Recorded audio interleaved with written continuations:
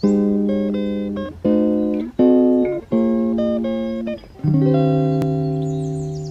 rejected affection for years and years. Now I have it, and damn it, it's kind of weird. He tells me I'm pretty, don't know how to respond.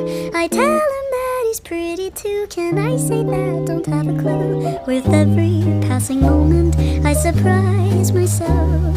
I'm scared of flies, I'm scared of guys. Someone please help, 'cause I think I've fallen in love this time. I blinked and suddenly I had a valentine.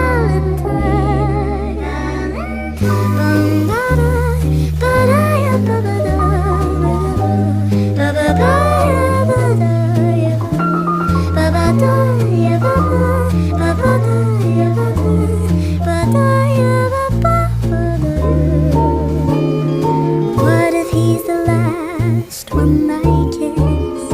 What if he's the only one I'll ever miss? Maybe I should run, I'm only 21. I don't even know who I want to become.